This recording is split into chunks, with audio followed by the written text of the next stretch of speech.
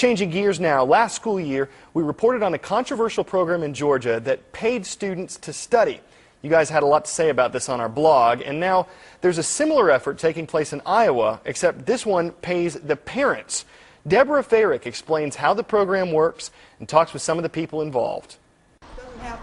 Fed up watching kids fail in school, activist Paulette Wiley came up with a plan. She called a meeting and gave parents $25 just for showing up. $10 isn't dignified. $30, that's too much. But $25, that sounds real good. Strange as it may sound, schools across the country in New York and Texas and Arizona are now paying students to take tests and get good grades. Wiley, who lives in Des Moines, Iowa, decided to target parents throughout the largely African-American school district. Our parents are disconnected. They're disconnected from a system that doesn't respect them. They're disconnected from a system that they didn't have a positive relationship with. So we got to reconnect our parents. Wiley's program, the Education Brain Trust, runs day-long seminars that show parents how to work with teachers, help with homework, and support their kids.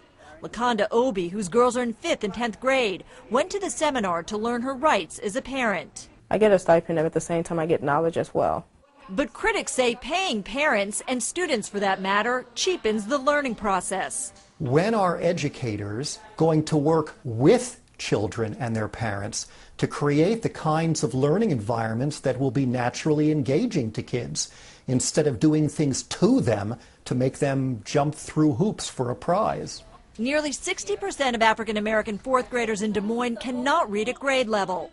Superintendent Nancy Sebring says if turning that around means paying parents every time they go, she's for it. From my experience, the lack of parental involvement is not about parents not caring. They may be working 2 jobs, they may not have transportation to and from school, they may not speak English. 300 parents have attended the program, paid for by a $20,000 county grant and co-sponsored by the Ask Family Resource Center. Now that she knows what the classes are about, LaConda Obi says she would go even if there were no money. What kind of future would you want for her?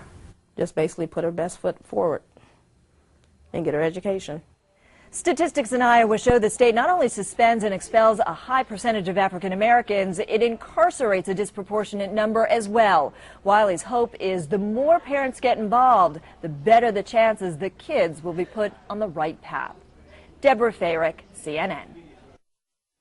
Coming up tomorrow, Constitution Day. We'll have special coverage on our show and free